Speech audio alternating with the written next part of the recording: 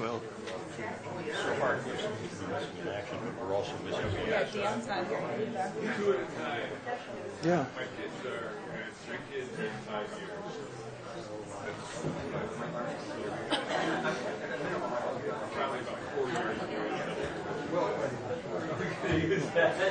Cliff's here. Where's Dan? I don't know. I got enough questions to go on my own. But. We're about to substitute someone else for you. Yeah, but there was nobody, but we couldn't come up with anybody. You're right there, Cliff. Yep. And Hey, I Alan. don't know if you got a copy of it, Thanks. but that's kind of the time frames. I've got enough questions to do it on my own. Thanks. I guess we might as well get going. Okay. Yeah, I've got enough. We should be fine. All right. Okay. So why don't you make the introductions? I'm sorry I didn't bring it.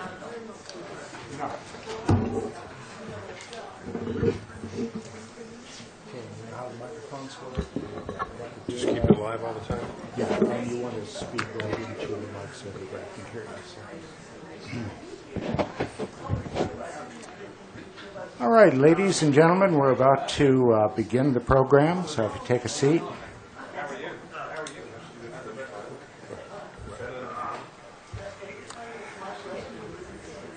My name is Alan Reinhardt. I'm president of the Nantucket Civic League.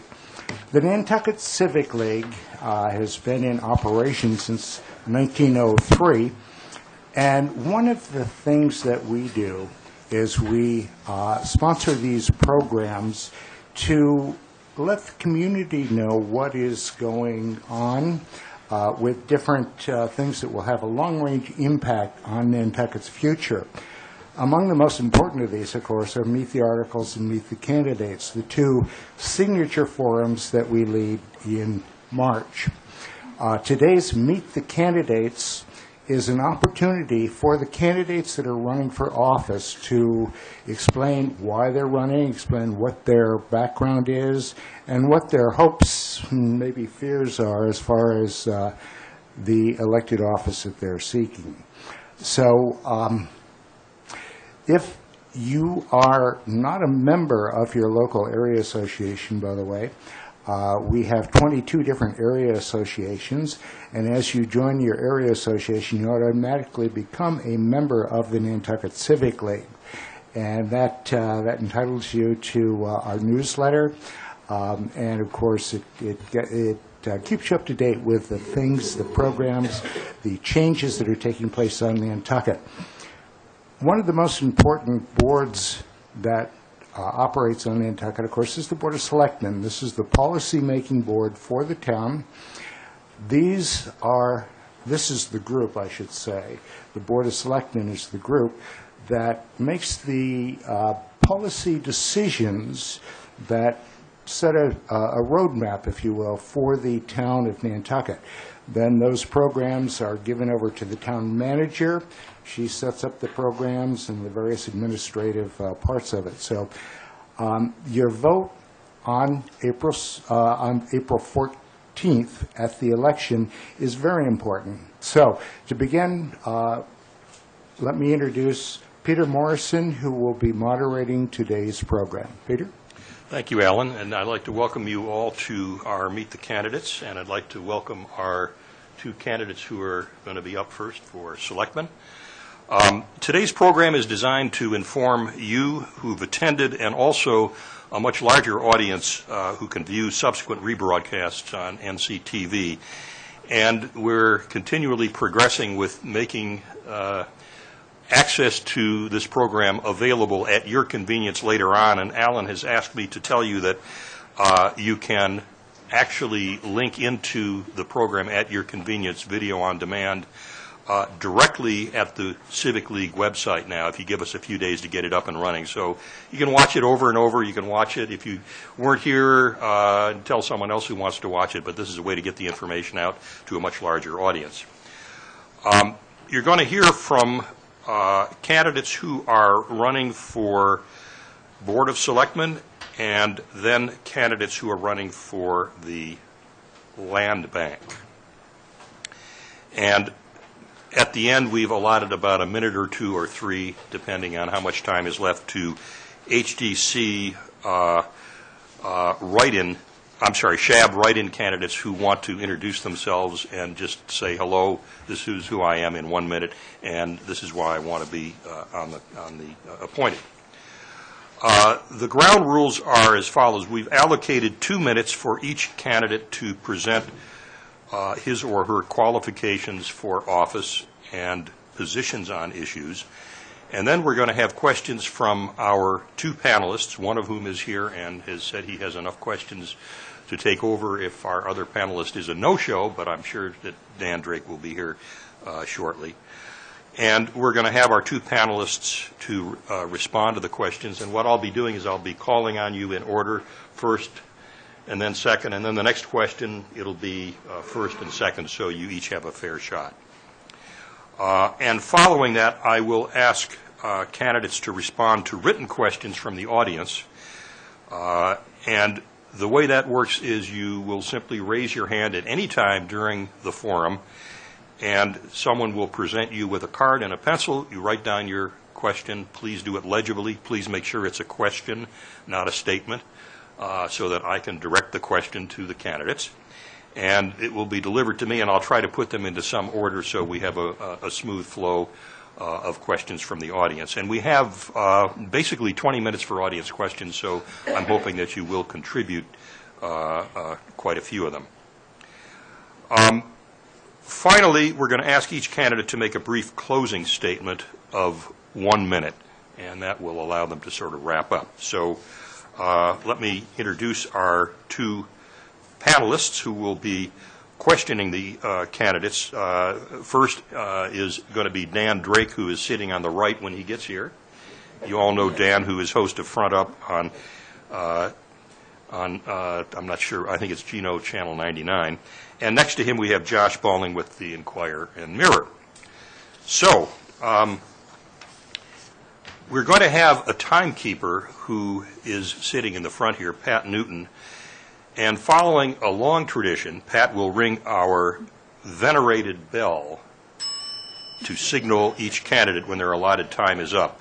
And I just will spend 15 seconds telling you about the history of this bell. Jane Lamb, our timekeeper for many years, who was fondly known as the unofficial mayor of Wauwinet, used this very bell in her kindergarten class in the 1950s. And we keep it in service to honor the Civic League's tradition of service. As you've heard, its distinctive ring is both polite and persuasive. So I now invite our 2 candidates for Board of Selectmen to make their opening statements, and we will start with Dawn Hill Holdgate. Well, I'd like to start by saying thank you to the Civic League for making this event possible, and to all of you who took the time to be here today, and to everyone who will be watching this on demand. Jane Lamb was my kindergarten teacher. A little closer to the mic. Jane Lamb was my kindergarten teacher, so I liked the story about the bell. I've always wanted to run for the Board of Selectmen. It feels like a natural next step in my service to the town. With all that is happening in our community right now, I decided that there's no time like the present to make this decision to run. I will bring an important perspective and background to the board. My family, the Hillside, moved to Nantucket in 1978 and has been here year-round ever since. My husband, the Holgate side, has been on Nantucket longer than anyone can remember. I've been back on the island full-time since 2000. I'm raising my family here. My husband runs a multi-generational family business, and I'm an independent broker agent at a real estate firm. I understand the challenges that people are facing raising a family here, working and making a living on the island, operating small businesses. I have a great deal of experience in town government, both as a former employee of the Historic District Commission and at the Planning Board. And I've been serving 12 years on the HDC. I'm committed to Nantucket and to our community, now and for the future. If you give me the opportunity to serve on the Board of Selectmen, I will be fair, I will use common sense, and I will listen to the community. Thank you. Thank you, Dawn. Next, I'm going to call on Cliff Williams to make his opening statement. Cliff? Thank you.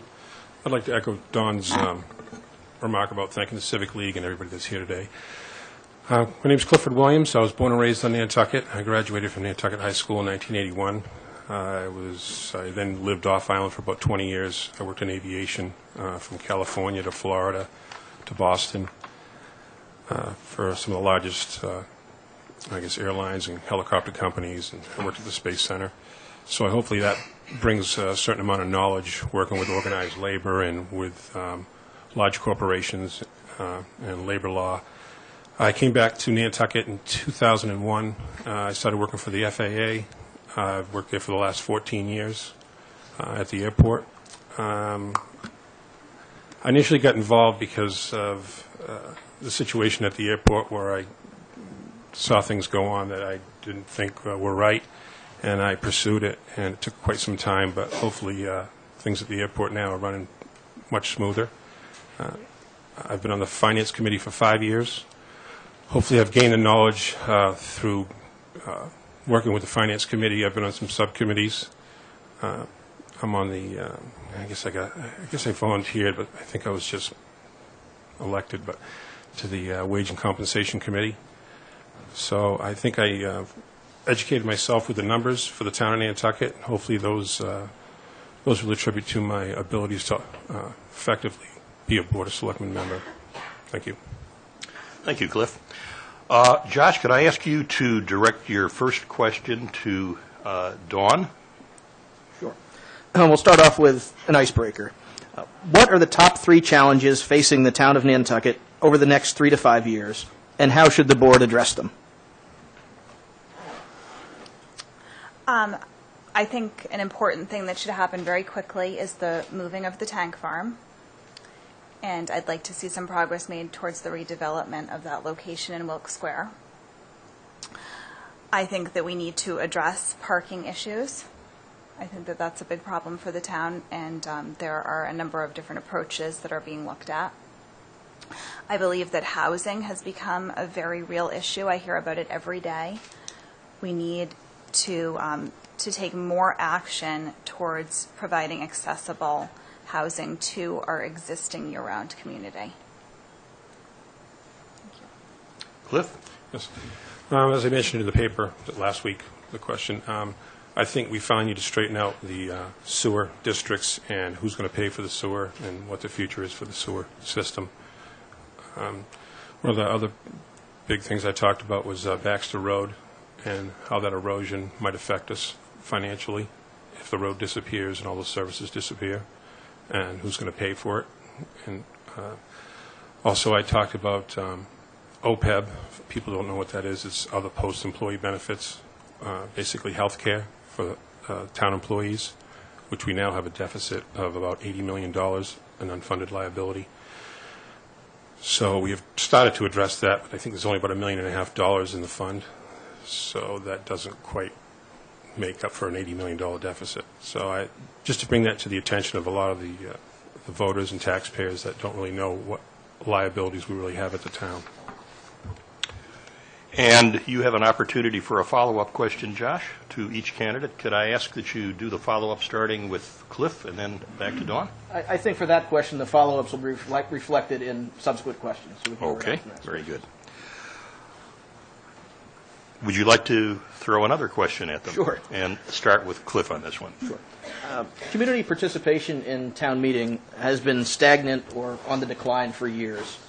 What steps, if any, should the town take to change its form of government, or what measures would you suggest to increase voter involvement? Well, if all the voters showed up, we wouldn't have enough room in the school to house them all. But I think usually people show up and there's an issue that they're worried about. Like this year, I think there'll be a big turnout because of the school and because of the fire station. I think we've tried the Saturday picnic thing with the. I'm not sure if we got a feedback on how that worked, if that was more positive. There are positives to go into a city council, but then at the same time, I think the taxpayer loses their ability to vote and control government as much as they would like to. So there's positives and negatives. So I would just leave it up to, the voters to decide those things in the end.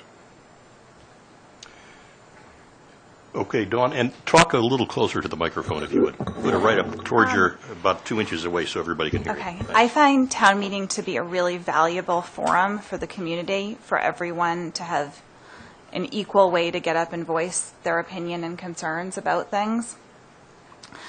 I think that we do need to do something to encourage more participation, especially for people with young families. I believe that the town should provide childcare during town meeting. I believe that there may be a better structure of possibly not having it multiple nights in a row that's very wearing on people. I know that the Saturday was very popular in some ways, but it just happened to be a really beautiful Saturday in April that limited the turnout for people taking advantage of going to work that day. So if it had been a rainy Saturday, we probably would have had a better reaction to that. But I think that it's ultimately up to the voters to decide how they want the government to stay and whether they want to keep with town meeting or they want to pursue other ideas. Any follow-up, or would you like to proceed with the next question? I do have a related follow-up. Now, what should be done to increase resident participation in town government? For example, running for elected office or seeking appointment to boards and commissions. It seems that in recent years, the same pool of candidates is constantly considered for appointments or runs for many of the offices. You lost track? Yep, I lost track. I'll do it. Well, it's not a lot of fun running for office, and I think that's why we tried to pass a question last year, or an article, that allowed the Board of Selectmen to appoint people, and that was one of the reasons to the HDC, because a lot of people might want to be on those boards but don't necessarily want to go through a campaign. How do you help? I guess it's just your civic duty. I'm not sure how you motivate people to do what I consider their civic duty. I'm not sure what else to do. I believe that government participation being somewhat apathetic is a nationwide problem these days, and there tends to be just overall less participation in a good economy. That being said, I find it important to show your commitment by running for office. And I find that the voters get it right the majority of the time. And I mean, I think that there just happen to be a group of people who tend to enjoy government service. Other people volunteer their times in other ways. Another question? Sure. And you could start with Dawn. Okay. There has been much discussion in recent years about how to address the town's seasonal traffic congestion and parking challenges, from sticker and medallion programs to parking garages and in-town bike paths. As a member of the Board of Selectmen, what measures would you support and why? I think that the valet parking piece has been a very important and effective first step. I know there have been discussions about potential parking stickers. I'm just in the early phases of learning more about that, so I'd like to get more background and more details on how that would work. I believe that in your question for the paper this week, we talked about the town campuses, and I believe that it would be to our advantage to remove the building at 37 Washington Street and increase the town parking lot. I believe that extending bike paths is very important, and encouraging other modes of transportation. And I believe that the Board of Selectmen just voted to extend the bus service a little bit later into the night to help address some of these things. So I think it has to be looked at from multiple different directions and is a really important issue. I think we just had a meeting the other day, the Board of Selectmen, and we addressed some of the parking issues. I think most of all, I don't know if the in-town business owners have been allowed to, I guess, form and make a committee as far as what they want. I mean, I've talked to some of the business owners downtown, and when we went years ago from 2 hours for parking to 1 hour for parking, I think it eliminated a lot of people that went in town to eat lunch or do different things. And then there's business owners that say someone comes into their business and they're shopping and, oh, wait, I got to go because I got to go move my car.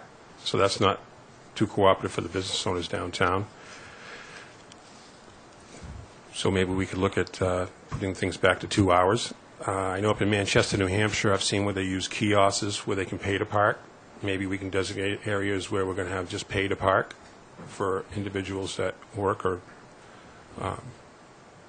live downtown that want to stay there longer and are willing to pay for it. Like I said, I would leave that. I would focus more on the business owners downtown to resolve those issues. Okay, the next question, and it should start with Cliff on this. Okay. Excluding the new elementary school and fire station projects that are already on this year's town meeting warrant, what capital projects are most essential for the town to undertake over the next 3 to 5 years? Well, obviously, we're taking on $50-60 million worth of debt, but I believe we're getting rid of about $50 million worth of debt by 2019.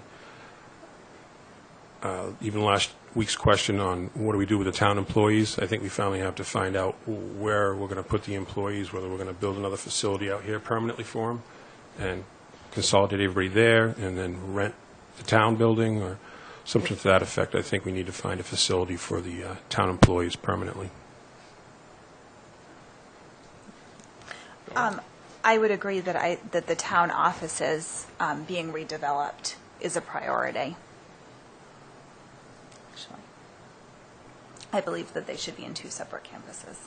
I think that keeping a presence in town is of high importance, but that the facility out here serves a very important purpose in being accessible to the people who use it the most.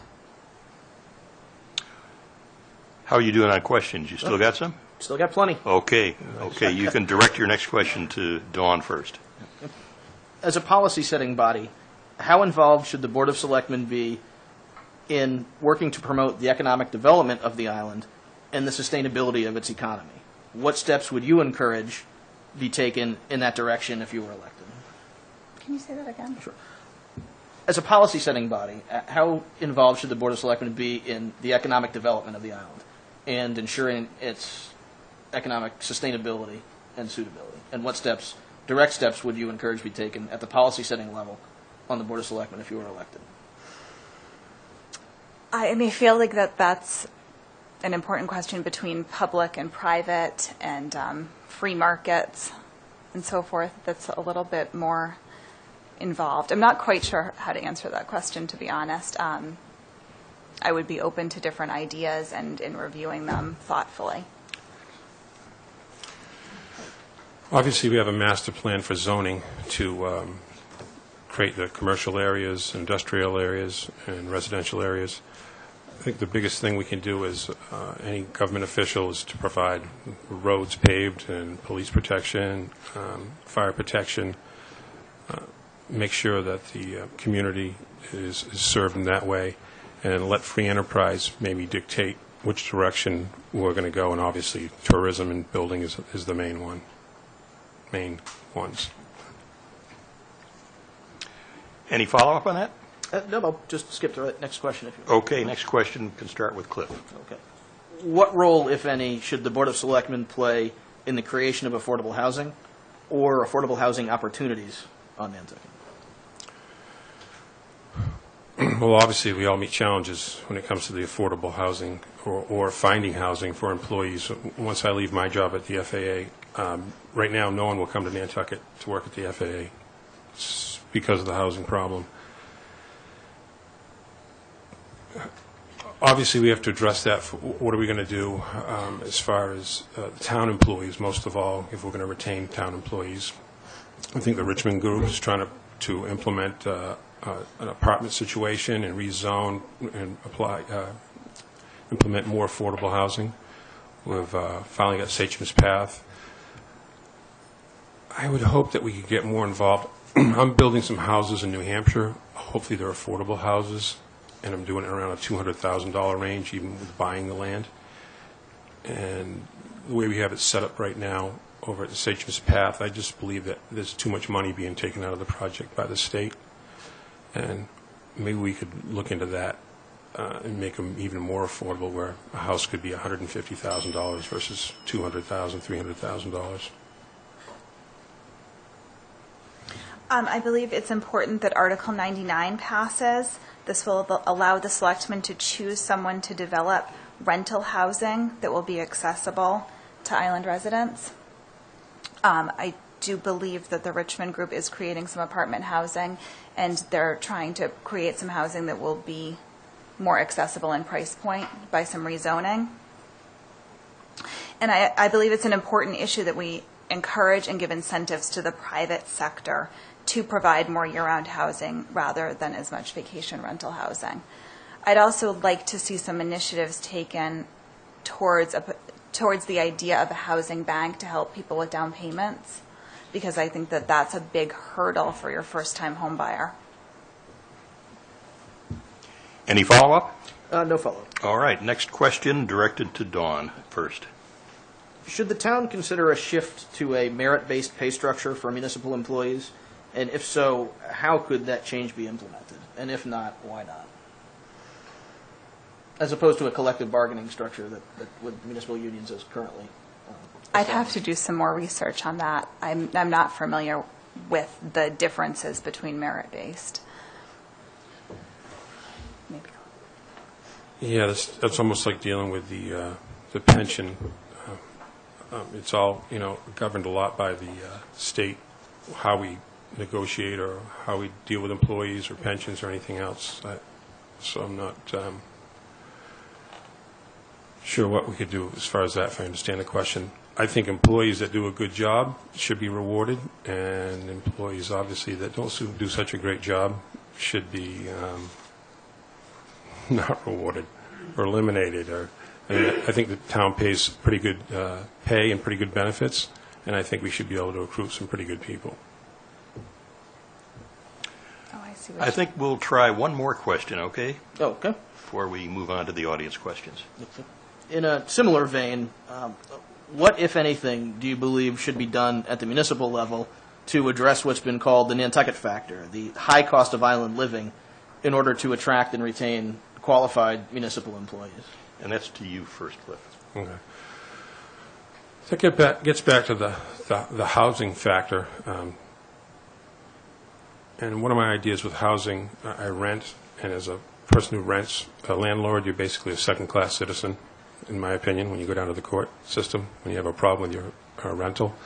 If we could come up with some contracts with people with their houses long-term, and probably even a maintenance program where the people are assured they're going to get their rent, their property's not going to be destroyed, I think that would help with that aspect of it.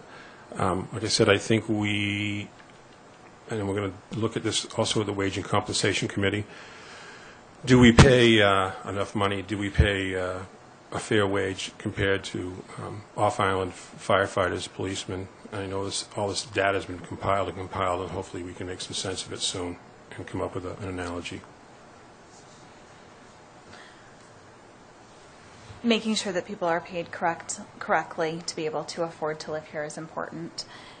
And again, incentivizing the private sector to help provide more year-round housing over renting it on a seasonal basis, I think is really important.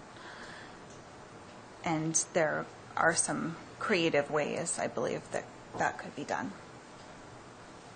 Any follow-up? Sure. What kind of creative ways would you be interested in exploring?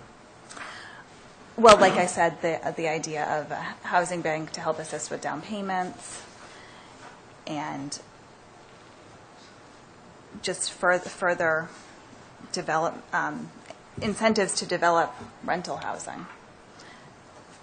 Further potential, like Housing Nantucket has over 30 people currently on the list that qualify to rent the houses, and we could potentially get more land to them to provide more services. Okay. We're now precisely on time for taking about 20 minutes to consider some of the questions from the audience. And I'm going to start out with the first question, which has to do with beach erosion and hard armoring as a way of addressing that problem. And the question here is, hard armoring has negative impacts on neighboring beaches. Do you support the use of hard armoring on Nantucket beaches? And I think that starts with you, Dawn. Okay. I've started doing some research into this, and there's a lot of information to take in. I don't know if there's concrete evidence that hard armory is damaging neighboring beaches. I know that there is a lot of history and discussion that is going on at the Board of Selectmen in regard to this issue. And it's something that I feel like I've started the process, but I need more information from both sides to make a truly informed decision. Okay, and Cliff, your answer? Yeah, it's obvious if you look at the end of Montauk on Long Island, and you go down, fly into Puerto Rico on the left side, if you hard armor any beach with rocks, the beach is going to eventually disappear. I think the project that's out there now in Baxter Road has had a lot of success, and I think they've had a lot of positive input from the state. I think maybe the Concom in Nantucket's probably been more restrictive on them than anyone. Those people, like I've talked about before, are willing to pay the price for the project for the beach erosion, and so I was for the other kind of a baguette situation where there was rocks in bags and they put them up in different tiers, and I guess they didn't like that philosophy. So I would stick with what they have right now and see if we get more success with that and see how things go. Okay, next, two questions that are sort of the opposite way of asking the same question, I think. The first question is, and I'm going to start with you first, Cliff. Do you think town offices, agencies should be out of the town center? And another person says, why is it important to maintain town presence downtown? I think you can answer that both as a pair. Cliff? Sure. I believe it's a bylaw that we're supposed to have town offices downtown or so many employees downtown. And I think the way we're getting away with it down on Washington Street is, I think that's still considered part of the core downtown area. And I stated that in the newspaper, that maybe we should revisit that bylaw and find out if it's still valid, the reason why we passed it and why we should have town offices downtown. Obviously, if you're dealing with the building department, going downtown to get a building permit or deal with any of that stuff gets back to the parking problem, especially in the summertime. So I know Libby's office is down there, and I think the finance is down on Washington Street, tax collection is down on Washington Street. So like I said in the last question, I think we should look forward and see what we're going to do with all the town employees. And I don't necessarily know if we need everybody downtown or anybody downtown. Dawn? As I've said before, I support having two town campuses. I find it important to keep Plus where it is because it's very accessible for inspection vehicles and for the building community that uses it the most. But I think there is an importance to having a presence of the town in the historic downtown, where the people coming to our island see that town building when they come off the ferry. And there's an opportunity to redevelop that site between the existing town building, the visitor services, the former planning board building, which is the NRTA now, and the former police station, into a really nice town campus where we could move the offices out of 37 Washington Street and create more parking. Okay, now I'm going to ask you to bear with me on this. It's a little hard to read. And this one will start with you, Dawn. Would you agree with the statement, quote, "In the historic district, you cannot have parking on the brick sidewalks and have safe sidewalks," end quote. The south side of most streets are almost inaccessible now. What would you do about this? I guess that's the question. What would you do about this, Dawn?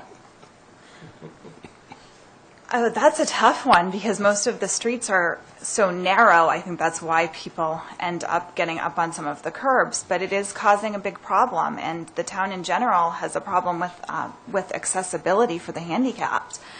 And I think that those are issues that need to be looked at, weighed, and addressed.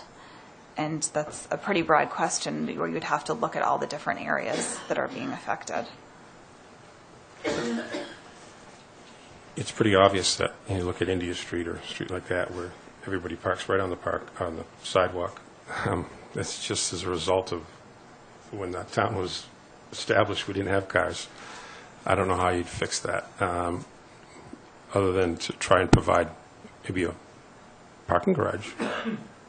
Anyhow, that is a tough one. I don't know if they'd come up with a rule and you have to keep your car so far off the sidewalk.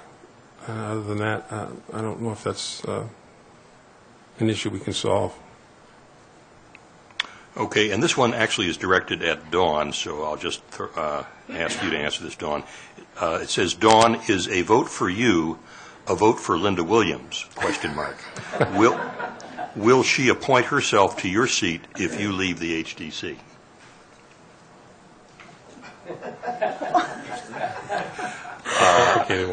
Linda and I are friends and fellow board members on the HDC, but we're very different people. And you'll know that we agree on some things and disagree on some things. And as far as who I would be in favor of appointing to fill my seat, that will be, you'll have to review each candidate. And it won't be a personal decision. It will be who is the most qualified, who has the best experience, and who's the best fit for the job. And it will also be a 5-vote decision of the Board of Selectmen. Okay, the next question, which I'm going to start with you first, Cliff. Should the Selectmen revive the Town Government Study Committee to examine other types of town government structure, such as a representative town meeting or mayor? I think I touched on that earlier, where we don't like the lack of participation in government, but I definitely don't like a government where I think Barnstable has city councilmen, which basically eliminates town meeting.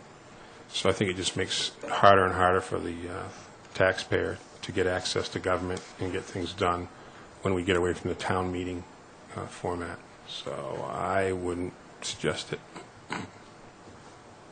Dawn? Frankly, I would agree on that subject. Okay.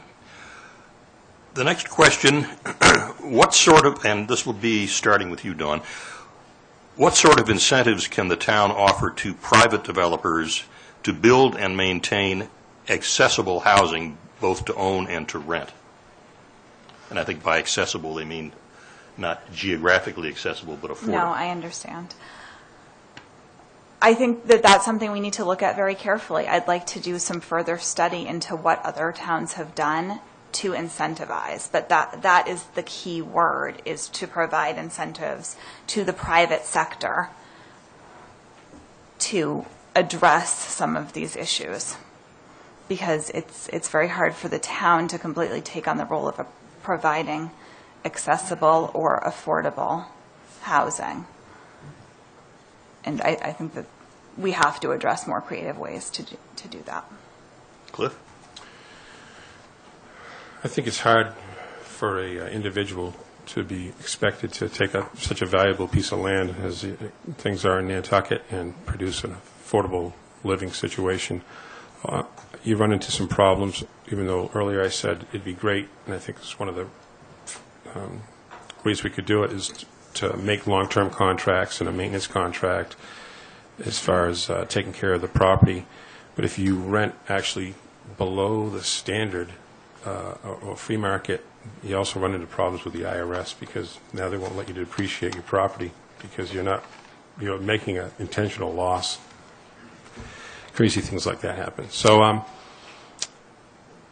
I think it would be, if we're going to have affordable housing, I think it has to continue the way it is, where either the land bank or the town, or we use some other property other than private property. I don't believe that would be viable. All right, the next question, we'll have you start on Cliff first. How do you feel about the cuts that are proposed by the governor in tourism dollars? I think we know how you feel, but the question is, what, if anything, can or should the selectmen do to help? Once elected,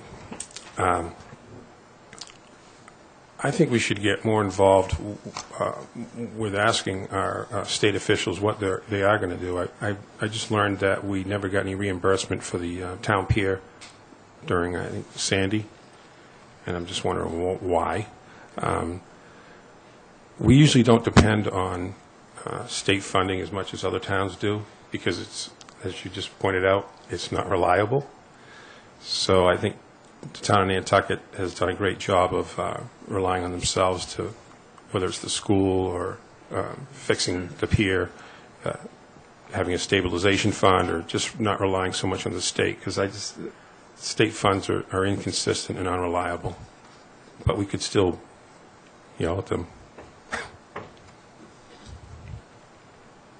That's it. Okay, Dawn? Well, obviously, tourism is vital to our community here. It's the base of our economy, and I would hope that the Board of Selectmen could make it known to the state that it's a concern for this town. But we are in a lucky situation that we are a generally wealthy community with a good tax base, and don't need to rely as much on state funds as other towns. Okay, this one is returning to the erosion and erosion control again, and I'm going to start with you on this one, Dawn. It's actually a three-part question, so listen carefully, and if you want, I can repeat the parts because it's kind of hard to deal with all three at once. Erosion and erosion control measures have been a matter of public debate on Nantucket in the face of accelerated climate change. Certain types of erosion control measures have adverse impacts, including the destruction of the beaches on which they are built, as well as downdrift beaches. So here are the three questions. Number one, if you were elected to the BOS, would you allow private parties to use a town-owned beach on which to construct such an erosion control project, especially one that the Conservation Commission denied to permit? Maybe we should just take that first, and you can take your position, then I'll go on to the second and the third part. So, I believe this plays into the question that was asked just a little while ago. I know that erosion is a real concern.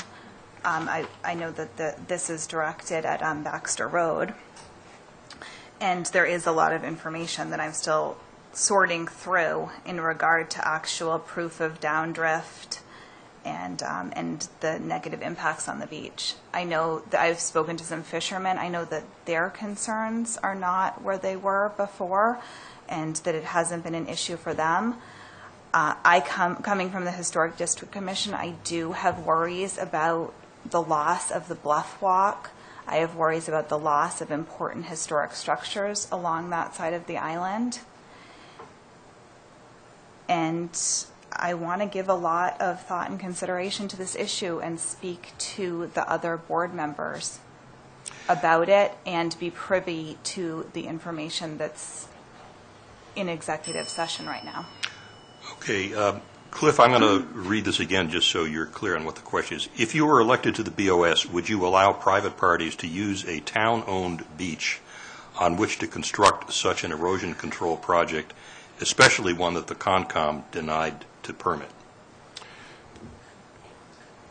Whoever wrote that question, I think we passed, was it last year, the year before, where you're not allowed to do anything on the public beaches unless it passes town meeting, other than an emergency permit, which I think they're operating on right now out at Baxter Road. So it wouldn't be just up to the Board of Selectmen. As far as the drift, I'm not an expert on the drift. I know that depending on which direction the storms come from, and which way the wind blows, whether the sand's deposited out from the beach, and then you have another storm that comes back in. That gets back to that whole hard armoring and whether or not the sand's going to go somewhere else or not. And I think they've implemented some sort of a device at the end of the tube installation that would mitigate a lot of that, or they believe it would. Did I answer the question? I hope so. I'm going to start now. What I'm going to do is I'm going to give you part 2 and part 3, but a little reminder, because this is a complicated question. I will start with you first on. The first part was, if you were elected, would you allow private parties to use town-owned beach to construct an erosion control project that the Concom had denied? Now, the second and third question is, if you would not allow it, and pardon me, I was not listening closely to the end. If you would not allow it, would you act to reverse the policy favored by 3 members of the current Board of Selectmen? And if you would allow it, would you continue to do so without the approval of town meeting? That's a tough question. You want to take it part by part? We can do that if you'd like. The answer is no. I mean, No. Okay, Cliff has given his answer as no to us. But I I say think it's no for not 200. quite up to the Board of Selectmen at this point. I believe the whole decision's been done by the state under the temporary permit that Cliff referred to. Okay, and you've given your answer. Well, I wouldn't, I would Right. obviously follow the recommendations of the Concom and the state and town meeting. Okay. So I had you last. Now we're going to go to Cliff with what I think will be the last question we have time for. Do you feel the downtown sidewalks need attention? If so, what should be done to fix them? Oh, I'm first? Yeah. I think the biggest problem we have with the sidewalks downtown is the trees grow up and the roots push everything up. I think we need to have the DPW reassess a lot of the sidewalks yearly, maybe, and just change the level of some of the sidewalks. Maybe, I guess you'd have to bring up some stone dust and re-level them so they're just not so tricky around the trees, and it's creating a liability, I think, for the town in a lot of situations. Okay. It's now time for your closing statement, which I think we could be a little flexible on. It says a 1-minute You closing didn't want me statement. to answer the Dawn, get a sidewalk response question? to that? I'm sorry. You're next. I would agree that some releveling and being conscious of how the current sidewalk situation affects people who are handicapped is important. But coming from the Historic District Commission, I find it important to maintain the look that we have of the sidewalks in terms of the type of bricks that are used and so forth. Very good. We now have closing statements, and I think I will begin with you, Cliff, because you had the opening statement. Give your 1-minute closing statement. Sure. Well, again, thanks everyone for coming. I'm looking for your vote. I've been persistent for the last 4 or 5 years trying to get onto the Board of Selectmen. I'm not going anywhere. I'm from Nantucket. My family's from Nantucket. I've been dedicated a considerable amount of time at the FinCom. I've been on different subcommittees. I've gone off island to the annual Finance Committee convention where all the Finance Committee members come together once a year. I've gone to OPEB meetings up in Boston. I've tried to educate myself to the best of my ability so I could handle these situations. And hopefully, I can depend on your vote and do a great job. Thank you very much. Dawn? Thank you again to the Civic League and everyone here for the opportunity to speak today and to answer your questions. I believe we've covered a lot, but I'm happy to make myself available if anyone would like to speak to me further, I'm sure there may be some follow-up questions. I'm committed to doing this. I am committed to doing the homework necessary to make informed, good decisions.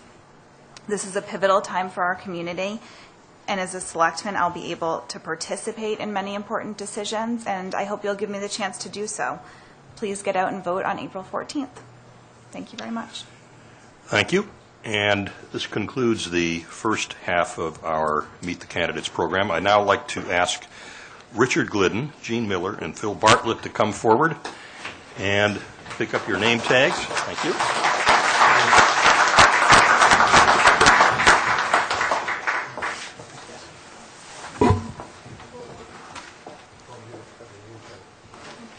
Okay. Gene, would you sit in the center? And Richard, would you sit to the right of her? We're doing this in alphabetical order. Right? Yeah.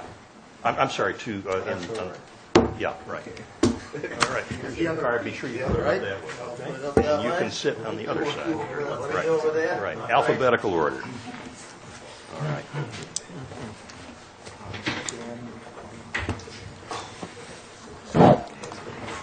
Okay, that's all right. Okay. All right, we have 3 candidates for 1 seat on the land bank, and we are going to have the 2-minute opening statements by each candidate, and we're going to do it in alphabetical order, starting with Mr. Bartlett. And just please talk close into the mic so everybody can hear you. All right. I guess I've been on the land bank for 30 years. I had to use all fingers to figure how many terms it was. And I think my background in Nantucket was, I think we were the one and the only class to graduate from Dreamland Theater. So that was a long time ago. My college education was at Cornell University. I served in the Marine Corps. I'd served on the school committee. I think I was 30 years on the finance committee and 22 as chairman. So I've been quite familiar with the operations of the town of Nantucket for a long time. I think that my background has enabled me to know a lot of people on Nantucket, not so many now as then, but enough so that was helpful in being on the land bank and knowing people and being able to talk to them and eventually secure some of the properties that we're proud to have today. Thank you. Thank you, Phil. Next, we'll hear from Gene Miller. Thank you to the Civic League for sponsoring this forum this afternoon. I'm Jean Miller. I've been a resident of Nantucket for over 30 years. For 25 years, I was the director of the Montessori Children's House. Currently, I'm the program director at the Community Foundation for Nantucket, supporting all of Nantucket's nonprofits. I'm a trustee at the Nantucket Athenaeum, and I'm the chairperson of the Town Scholarship Committee, and I've served on multiple other nonprofit boards. My most relevant experience for this position was my role as the director of the Sconset Trust. I held that position during the move and the reopening of the Sankaty Lighthouse. I learned a great deal about land acquisition and conservation with that position. But I feel I'm most qualified to be a commissioner of the land bank because I'm a very effective board member. I come to meetings prepared, I use good judgment, I'm motivated, and I work well with others. And I have the courage to stand up for my convictions and make tough decisions. The land bank has done a fabulous job purchasing and maintaining almost 3,000 acres of property. Staff is very strong and knowledgeable and provides the continuity for the organization. The volunteer board of commissioners is made up of concerned and dedicated citizens. The reason for a 5-year term is to allow the rotation on that board. I would like to be the next citizen to hold the seat on the Land Bank Commission. Thank you. Thank you, Gene. And finally, we will hear from Richard Glidden. Thank you. My name is Richard Glidden, and I'm a candidate for a seat in the Land Bank Commission. I'm 65 years of age and lived on Nantucket my entire life. I began practicing real estate law in Nantucket in 1974 when I graduated from law school. I Started practicing with my father, James Glidden, who started the practice in '46. And now my daughter Jessie and my son-in-law John have joined the firm, which is quite nice. I've been a member of many boards over the 40 years that I've been professionally practicing on Nantucket, but I've never run for public office. Most notably has been my tenure on the Nantucket Boys and Girls Club, which I'm very proud of. But it's always been very easy to sit back and criticize decisions of public officials when you're sitting on the sidelines. But it's a completely different thing to be the person making the decisions and live with the consequences. I accept this reality, and at this point in my life, I think I'm prepared to stand up for the things I believe in and deal with the consequences. As to the issues, as I see it, the statutory directive of the land bank is three-pronged: to acquire and maintain and hold open space, to maintain and obtain, preserve beach access and waterfront amenities for the public, and to provide, thirdly, to provide recreational opportunities where appropriate for the public. Over the last 31 years, the land bank has made incredible strides in all these areas. As to open space, I believe that future acquisitions should focus on parcels that are adjacent to other existing conservation properties so that they're part of an overall plan. I don't think purchasing isolated building lots here and there just to keep them from being built on without any other real conservation purpose is a sensible approach to what the land bank should be doing. As to waterfront and beachfront, I think they are both essential elements of the Nantucket experience, living here and vacationing here. But they are incredibly expensive, as we all know. And it's going to take very innovative and creative thinking to come up with plans and proposals that will be attractive to a waterfront property owner and still be financially viable for the land bank. Sorry. Can I just wrap up? And as to the last thing is recreation. I think the land bank has done an incredible job. They've taken a rundown golf course and turned it into one of the finest private golf courses in New England. And I'm not sure what the plans are for walking trails and parks and playgrounds and waterfront amenities. But I think that I'm sure that there's plans in the works. I'd like to participate in the plans. And I think that a substantial portion of the land bank's revenues should be directed to providing those amenities for the public, for everyone in the town to use. Thank you. Thank you very much, Richard. We're now going to turn to the questions from Josh Pauling. And just to remind you, each of you has 1 minute to respond, and then there'll be a follow-up possible where you have another minute to respond to the follow-up. And I'd like to begin with Phil Bartlett first. So the question, please. With relatively few parcels of open space of any size remaining on the island, what should the land bank's acquisition priorities be in the near term and then in the long term? And be as specific as you can. Well, I think there's still parcels to be obtained, and the land bank has worked consistently to acquire parcels and then acquire parcels that are alongside them, and there's still some that are there. And I think that we've always strived to buy the best parcels we can buy, and these parcels aren't available they don't just somebody comes walking in, hey, I want to give you this $12 million parcel for $2 million. It doesn't work that way. So that is what we've strived to do, is to provide the parcels and use the money wisely. And there's still a lot of them still out there. So if you want examples, the land bank does have a list, but it's an internal list. Some of these properties, we've been negotiating for 10 or 15 years to get them. So, but there's still some. The one I think that's probably everybody's, the last one, just recently, is the FFA parcel in Nantucket. I think you rightly say that that has been secured through funds from the land bank, private individuals, and the town of Nantucket. I think that's pretty well along the line. Okay, Jean, you're up next. I can't wait to see that internal list. Short term, I'd like to see more of the properties on Washington Street. I love driving into town. I drive into town every morning to go to the post office, and instead of going down Union, I go down Washington because I just think it is so nice that the public can see the harbor, and you don't have to be a waterfront property owner to enjoy our beautiful harbor. So that's what I would say in the short term. And long term, we have to save money to prepare for properties that are fragile habitats that may come available. We need to worry about endangered species and our aquifer, and that would be what I would say would be the thing to worry about in the future. Richard?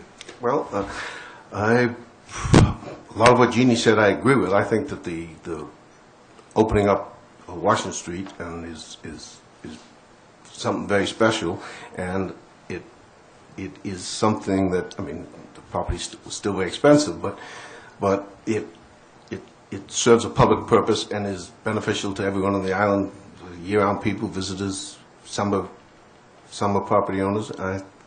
Those kinds of things are very important. I'd like to think that somehow working with the town, maybe there's a possibility of obtaining beach rights via this big beach easement program that the town has instituted. At the moment, the attraction of the big beach easement for a property owner is he gets a tax break because you put an easement on your property, you give the public the right, and then you get an appraisal that shows your property's diminishing value, so you get a tax break. But I think maybe in addition to the tax break, if the land bank partnered with the town somehow and ponied up some money, it would make it a lot more attractive to a property owner than just the tax break. I think waterfront is essential, but it's not easy to accomplish. Oh, I did it again. Okay, the next question, Josh, and we'll start with Jean first. Discussions have been underway for some time about the construction of a new clubhouse at the Myacomet Golf Course. Are you in support of such a proposal? And if so, to what extent? And how should it be funded? I am in support of a new clubhouse, whether it be a renovation of the current clubhouse or something new. I think that the locker facilities certainly need to be upgraded. I think it would be nice to have a banquet facility there, but I don't think it has to be too huge. The land bank has spent over $14 million on golf-related things in the last 4 or 5 years, including buying the Sconset Golf Course and updating out there. So I think we have to be careful about how the money gets dispersed and when. So I know that some funds have been put aside towards building the clubhouse. I think a renovation might be appropriate, and that funding might need to come from additional places besides just the tax that land bank brings in. Richard? Well, I certainly agree with Jean that the existing clubhouse needs renovation. As I said before, the land bank has done a remarkable job turning that into a world-class golf course. And the clubhouse is 60 years old and 50 years old because I helped bring shingles up the ladder when I was 13. And, I mean, it was built by, guys on the weekends because the old place burned down. And the kitchen's awful, the bathrooms are awful, the basement leaks. I mean, we need a new clubhouse. The land bank has developed this incredible property, and you need a clubhouse. Again, you don't need a Taj Mahal, but you need a clubhouse with a decent kitchen, with some banquet facilities, with a locker room. I've had a number of people say to me, Richard, I really love playing golf, but it'd be nice if I could change my shoes other than in the parking lot. And again, the people who spent $1 billion last year in real estate, and the people who come here and spend $15,000, $20,000 a week on vacation, play golf. Golf is a big part of that experience. And Nantucket has become a very exclusive resort, and I think we've got an obligation to those people and to the community to build something that is first class. Phil? Well, I think we spent totally about $20 million on golf and so forth, and we've done a good job of it. But there comes a time when it's becoming obvious that the land bank doesn't have ultimate funds, and it's about time that some of the members of the golf club themselves step up and want to contribute to this club, which they evidently do not want to do. The land bank has set aside some money each year towards this, but there's been resistance from the members to support this, to support an increase in dues or an assessment or something else. The land bank itself has come to the period, I feel, where we have provided the facilities, provided the equipment, provided the personnel, and it should start to be run on its own revenues. And that's not the case. I don't think we should be subsidizing golf. The facilities, yes, that's different, but it should start to run on its own revenues. Okay, the next question, and we'll begin with Mr. Glidden first. If elected, what would your position be on the use of land bank property for private or quasi-private functions, particularly those that generate revenue for the user? Some examples that have happened in the past and currently underway: equestrian lessons, farming operations, summer camps. How much, if at all, should the land bank share in any of the revenue that might be generated by that use?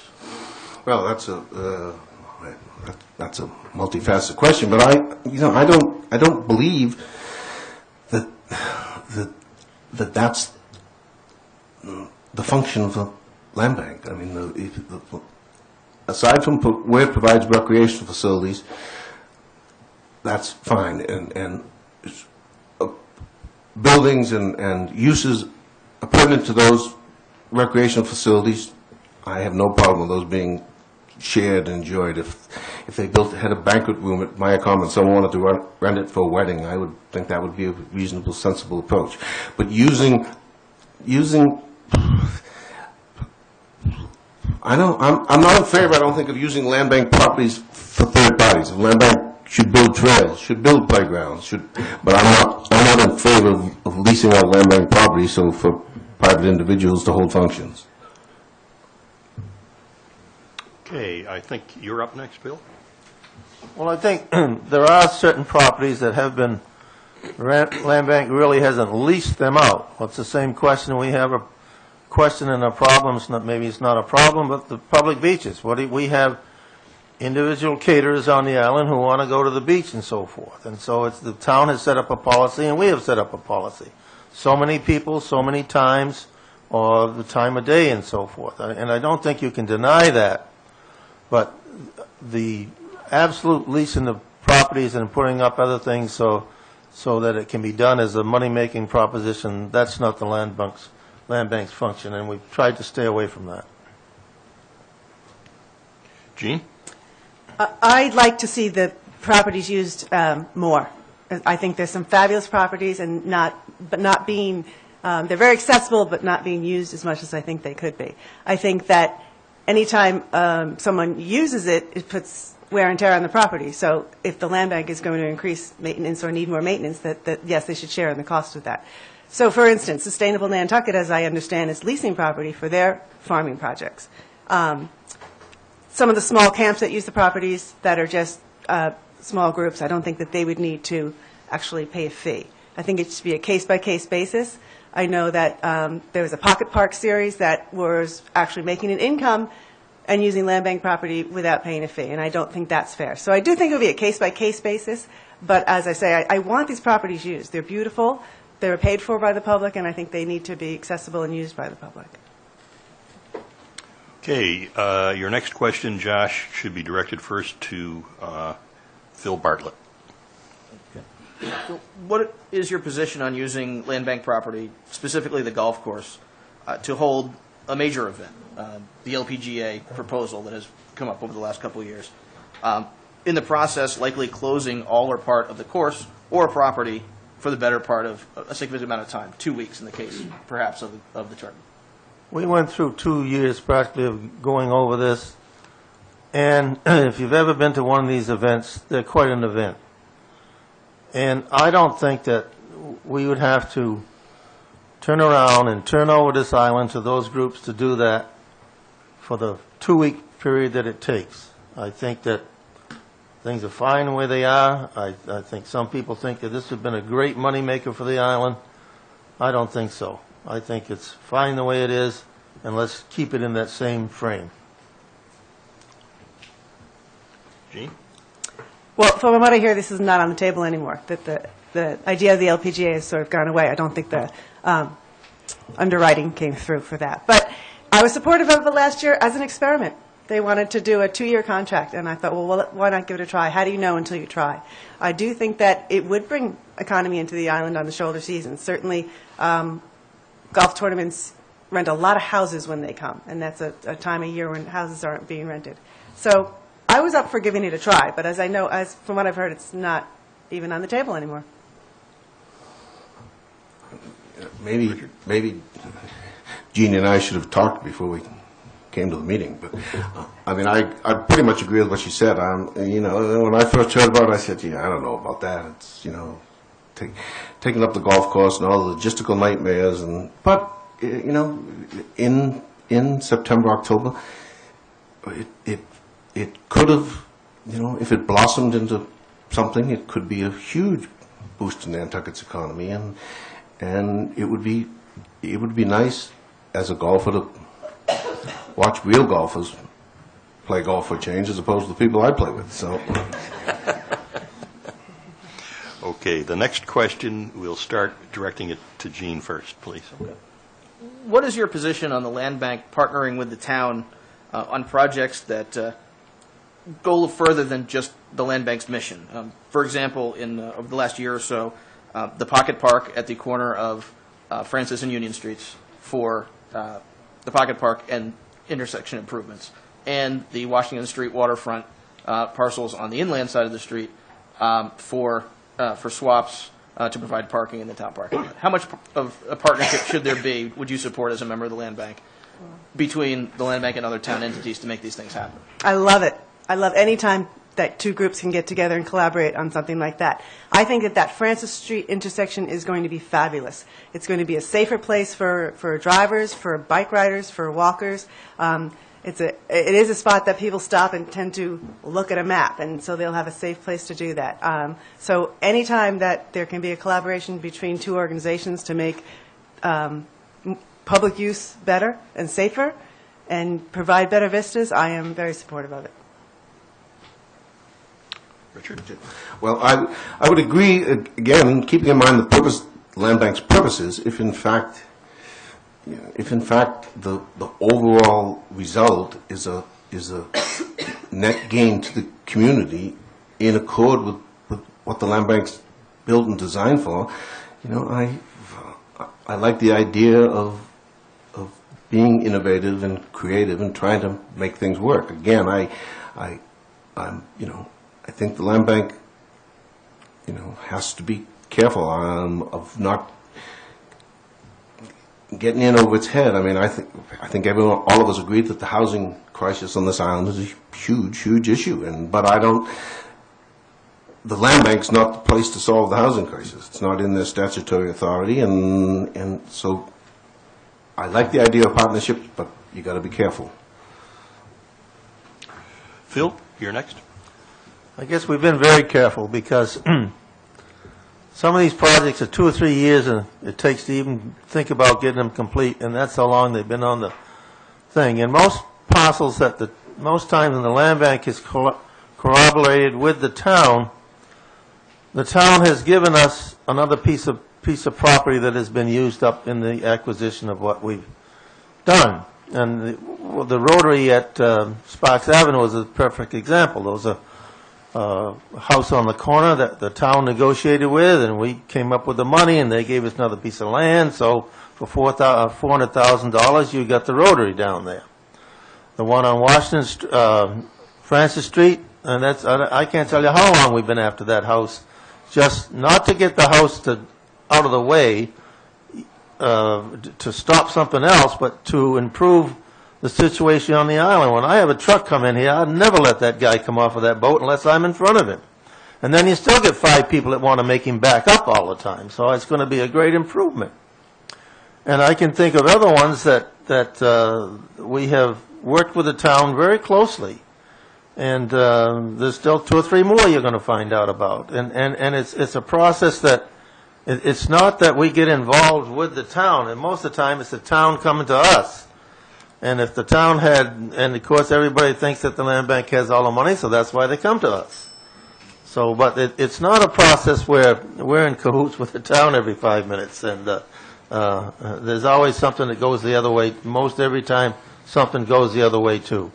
And a lot of it has to do with the legislation that we have. We can't just go out and swap this piece and that piece and so forth. It has to go through the legislature. If it didn't have to do that, I think we could be a lot more effective, but you have to go by the laws that were set down, and I remember going to Boston at the time when it was being promulgated and so forth, and those people just did not have any idea or did not want their towns to get in the same situation where they didn't have control over it.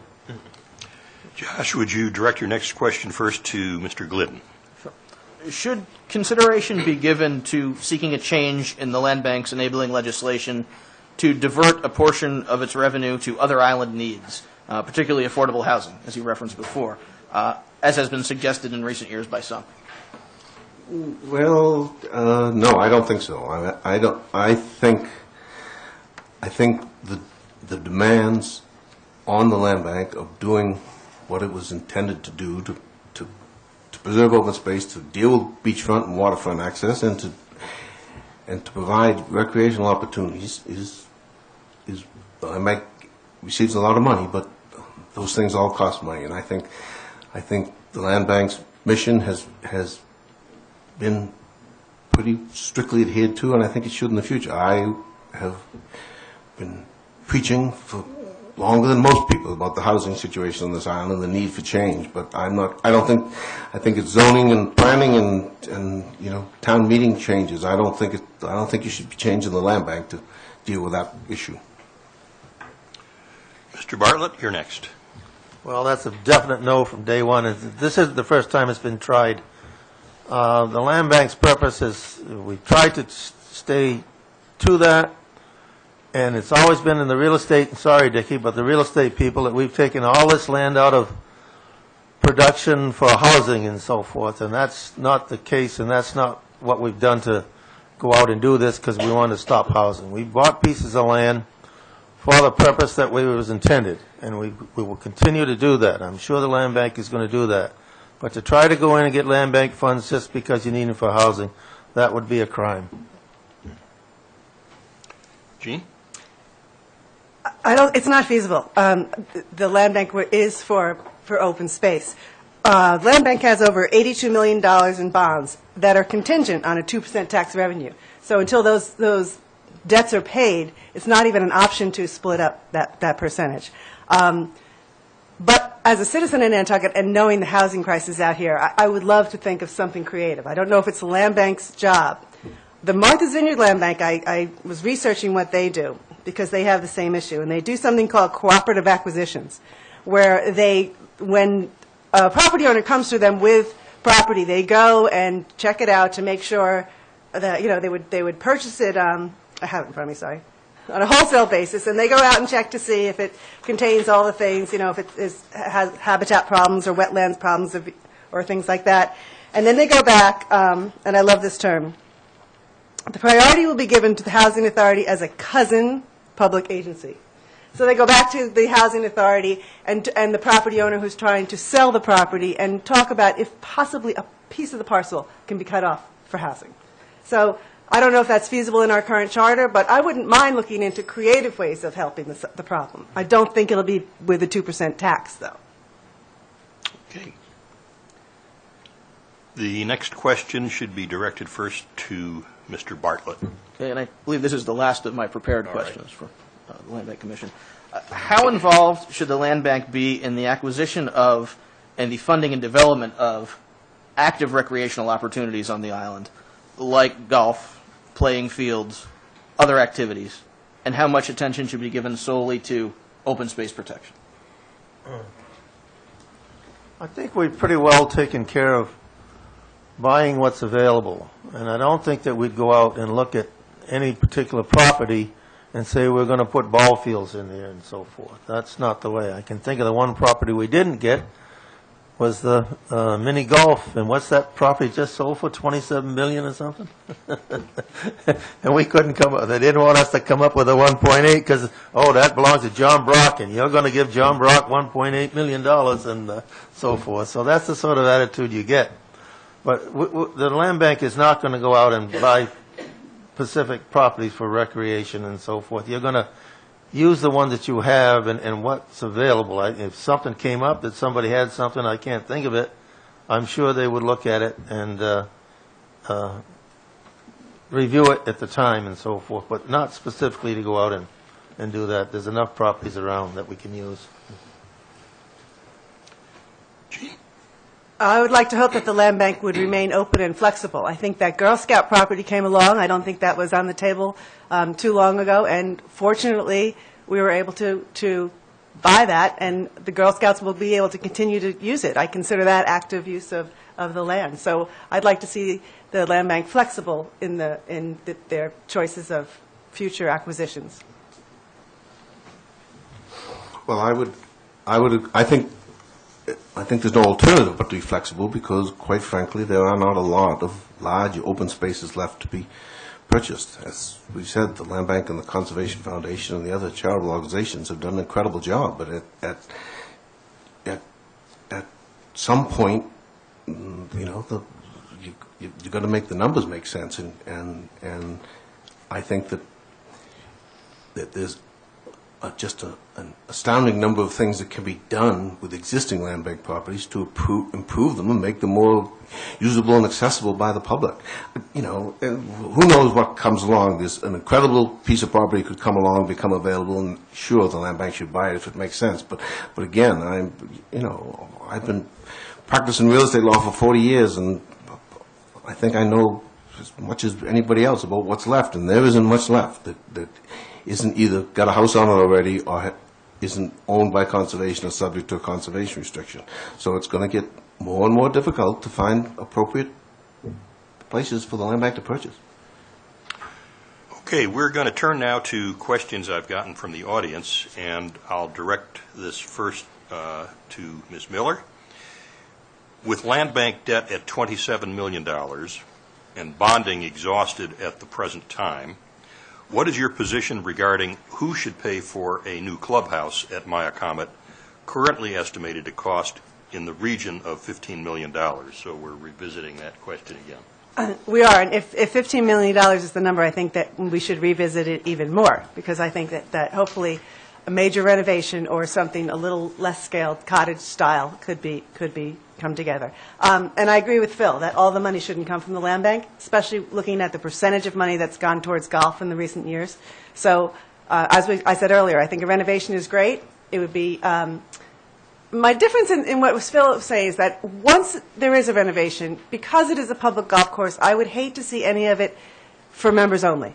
So I would want it always to be all aspects of it open to the public. Good. Richard? Well, I think 15 million is really a pretty wild number. I mean, but again, I would not support spending $15 million tomorrow to go build a clubhouse. But again, I think reasonable planning, a reasonable solution can come up, and I think the facility begs out for a new clubhouse, and I think one should be done. And I think if in fact the membership, the annual dues had to go up, but I don't, as Jeannie said, there are members, but it's a public golf course, and it needs to be open to the public completely all the time. And I think that with some careful planning and the right contracts, I think you can put together a package that makes sense and is reasonably affordable, as anything is affordable on Nantucket. Phil? One of the problems is you can't go out and hire a contractor, a local contractor, who there are many probably could put up a new clubhouse for us. It all has to be done on the Davis-Bacon Act, which sets the guy sweeping this floor is going to get $48 an hour, so you know what the carpenter's going to get. You have to comply with the rules. That we can't get away from it, and it's going to have to be handicapped, it's going to have to be sprinkled, it's going to have to be every single thing, and that's what drives the cost up. We just put up a new barn out there to house the golf carts. It's $800,000 for a stupid barn that should cost $250,000. And these are the sort of things that we face and so forth, and you can't go at it. And one of the problems that's happened with the golf course, and it's we have a two-tiered membership. When the land bank purchased the golf course, there was the Myacomet members, Dickey included, was the owners of the land where the clubhouse is on. So when the land bank said, we think that we can expand and give you another 9 holes, the agreement was that the land bank would get the piece of property that the clubhouse is sitting on, and the members, the old members, would get their membership dues, and the membership dues would be capped, and they would not rise over 5% a year. So then when we started to take in new members, initiation fee originally was supposed to be $20,000, and we dropped it down to $3,000 because we knew we wouldn't get any new local members. And the new dues went up to $3,000 a year. So you have this, and what's happening, you're losing the old guys, right, Richard? Not you, but like me and so forth. We get into the stage where we are paying the low dues, and the new ones are coming in are paying twice to 3 times as what the old ones are, and so forth. So they are the ones who are going to drive this clubhouse. If you ask most old members, they could care less.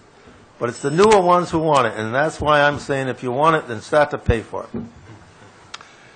Okay, there's a related question here, and we'll begin with, was it Dickey? Long time ago. Mr. Glenn. Would a possible use of excess 2% revenue be used to pay down the bond's debt? I think that's a question. Well, I'm not, familiar enough with the day-to-day operations and the finances, but it's clearly dealing with your debt is part of the planning process. And if in fact you're in over your heads and you need to pay down your debt, then you're going to have to put the brakes on buying up land and making improvements. I mean, there has to be some sensible financial planning in the whole situation. I don't think anyone could tell you, yes, tomorrow we should take some percentage and apply it to debt. I think it's part of the plan. Phil, you're next. Well, that's exactly right. We do not take the revenue that it takes for the land bank itself, for its maintenance and its current debt and so forth, runs a little over $7, maybe halfway to $8 million a year. And there are certain reserves that we keep, $1 million in this fund and $1 million in that fund. Specifically, if we went out and next year you only took in $8,000, we have $8 million. We have enough to pay that debt, and that's always in there every single year. And this is what we've done. When 4 or 5 years ago, we were taking in 10, 11, 12 million against the 20 million. We didn't buy the property. You just couldn't go out and buy the properties. But in that same fashion, we've been able to work with people who want to sell those properties. And like I say, sometimes it's 4 or 5 years down the road. And they will take that property, and we'll say, okay, we're going to buy your property in a certain year. We're going to give you a life right on that property. And the public can't get on it. The land bank today, I vision it, and I won't be here to see it. But you look at Otison's. That's a perfect example. It's not going to be open to the public for probably another 5 to 10 years and so forth. Part of it will be, part of it won't. Look what it's going to be in the future. And there's other parcels like that are not accessible today, which will be later. So that revenue is always held in reserve in the land bank to take care of the debt first. Gene? I'm going to ask you to read the question for me again, please. Yeah. It's sort of a question that answers itself, I think. Would a possible use of the excess 2% revenue be to pay down the bond's debt? Okay, when you say excess 2% revenue, I mean, there's an income that comes every year, and they've obviously maintenance fees and overhead has to pay for staff and the rest of it. That's first. And then, part of the debt gets paid down, and then see if we have more for property. When you have a soft market, less money comes into the land bank, and those are the opportunity, and that's when the opportunity to buy property is available.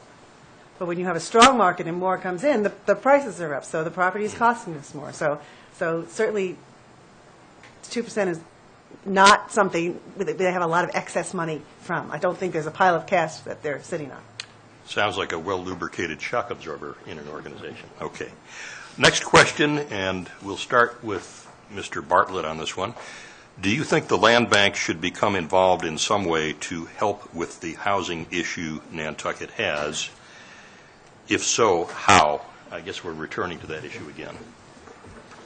Financially, no.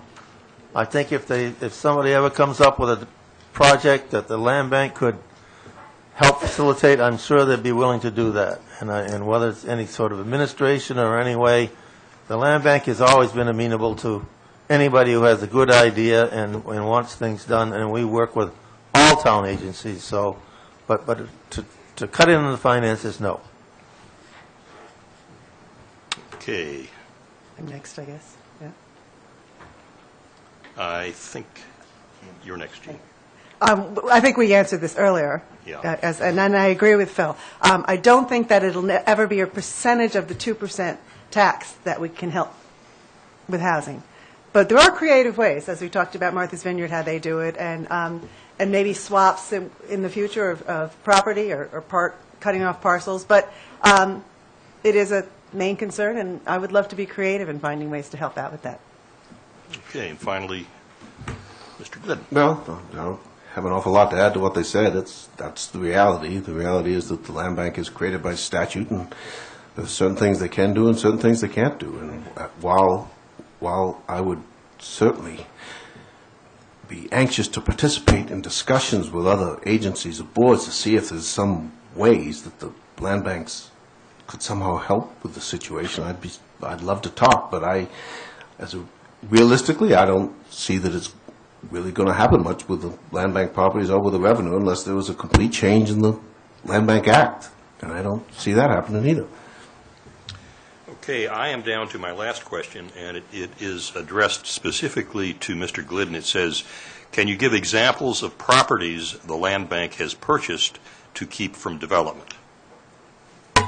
Well, yeah, I know of a couple of properties that they've purchased that there was a property in a subdivision off of Eel Point, in a 6 or 7 lot subdivision, and I'm not sure of the exact numbers. Say there's 5 lots are built on, and there's a 6th lot that's still vacant. It's on the market for $2 million. The guy next door comes to the land bank and says, "Listen, I'll give you the land bank $1 million. I'll put up $1 million. You buy this property, the land bank will own it, and they get it at half price, and we all live happily ever after." But that property doesn't do anything for any of the land bank purposes. It's not connected with any other properties. It's not going to be used by anyone. Quite frankly, if anyone up there tried to use it, the guy next door would say, "Get off my land," probably. I mean, that's and that's a reality. And and there's going to be more of those things happening. I think it happened up on Mill Hill. The Egan Maritime or whoever owned that property, there was the guy next door was on the market for whatever it was. He went to the land bank and they made a deal, which, I understand. It's very attractive to the land bank. You get some property and you take it off the market, you take it out of development, but it's not going to be used as part of a conservation package. Okay, we're a little bit ahead of schedule, so I'm going to turn to the closing statements, but I'll offer each of you 2 minutes to make a closing, up to 2 minutes if you'd like, to take the full 2 minutes. And I think we'll just go in reverse order. We started before with Mr. Bartlett, so we'll start with Mr. Glidden. Okay, thank you very much. I can't read either. This aging's not all it's cracked up to be. At 65 years of age, I'm comfortable with who I am and what I believe. I understand my strengths and my weaknesses, and I'm ready for the challenge. Nantucket is my home, and the home for my wife, my 2 daughters, their husbands, and my 3 grandsons. As an aside, I recommend grandchildren to anyone here.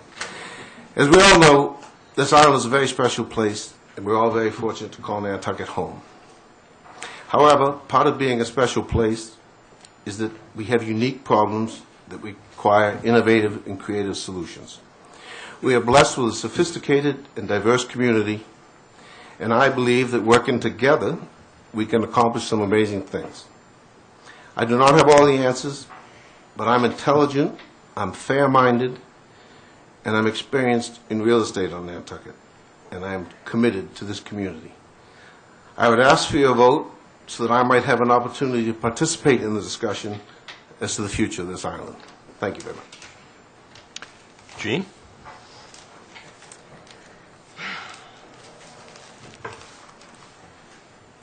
I'm kind of emotional.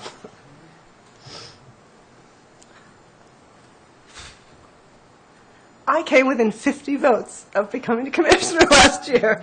I admire what the land bank has created for the year-round and seasonal residents, as well as the numerous summer visitors. I use the land bank properties often, and I want to make the public more aware of some of the hidden gems the land bank owns.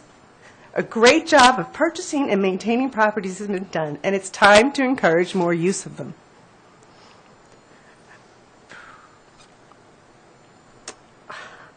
I'm genuinely humbled to be sitting next to Phil Bartlett. Phil Bartlett has, along with all the other commissioners, have contributed as much as anyone to the success of the land bank. At the same time, I do feel that I'm the right person to help address the important issues facing the land bank in the future.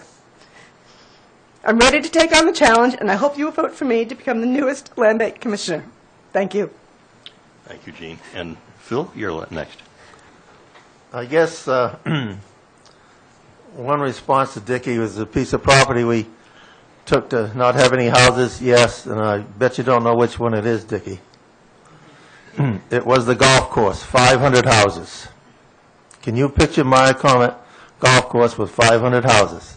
I saw the plans, knew the man who was going to do it, knew the three guys involved, and I think that's been one of my strengths on the land bank, is to be able to know the people on the island, the Birchells and the rest of them who we've done business with, and I think it's been some respect, Marbles and others. When you look from Surfside to Nantucket, and what you see is what it's going to be forever. And it didn't happen by accident. I'd like to say I've enjoyed my terms on there, and if anything ever happens, that'll be my most proudest thing. Thank you. Thank you, Phil. We have as our final section today an opportunity for any write-in candidates who wish to introduce themselves. I would ask you to just step up to the microphone here on either side and say who you are and why you're running. I know there's at least one in the audience. Please state your name. Thank you. My name's Andrew Lowell. I'm very fortunate to have been raised by a dad whom frequented the waterfront. During my childhood and youth, I took advantage of opportunities to fish the harbor with some old salts who were willing to share with me their wisdom and knowledge. I was inspired by the article I read in the Inky Mirror stating that nobody stood up to run for this seat and or these two seats that are available, and I thought it's time again to step up to the plate. And this is an area that has been of large concern to me. I've watched the decline of the harbor over the past couple of decades, and I feel there have been some issues that may not have been addressed. Maybe there's just not an awareness about some of these issues, and I'll be glad to share these issues with people. I'll open myself up, whether it's on the phone, whether you stop by my house, see me on the street. You're welcome to speak with me at any time, and I can share with you what I feel could help the betterment of the harbor, which would help the betterment of Nantucket as a whole. I simply, Nantucket has been my home, and I simply want to give back to her in return for what she has provided to me. Having served on the Conservation Commission from 1997 to 1999, also I was the CONCOM's representative to the Planning and Economic Development Commission. I was vice chair at the CONCOM for 98 and 99. And it's enabled me to be familiar with and comfortable with the service and the commitment that's necessary.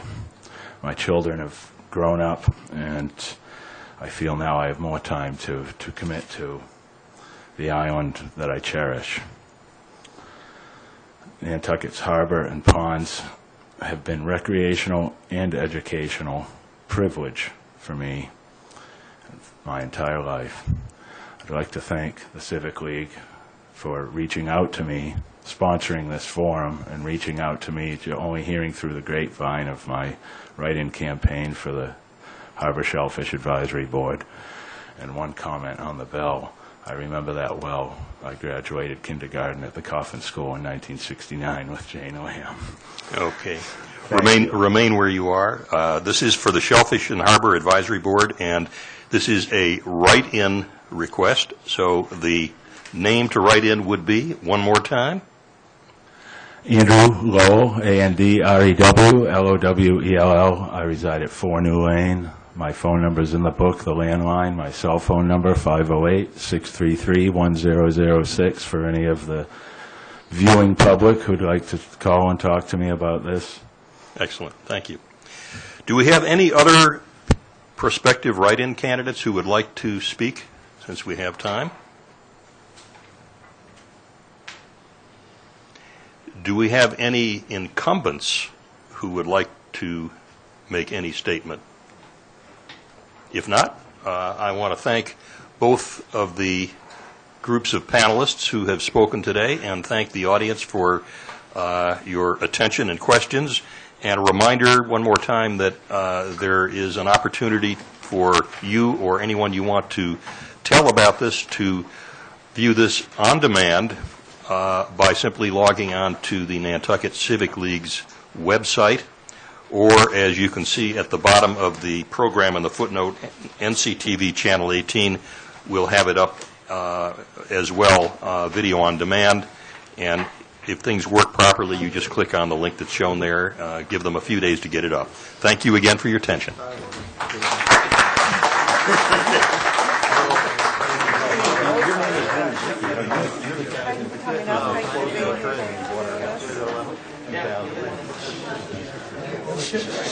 I didn't know it was Dicky. We have Dickie and Jeannie. Good. You guys did a good job. Down south instead of staying on the I saw your sister and your brother. I'm telling you, he's going to get Thank you. Yeah.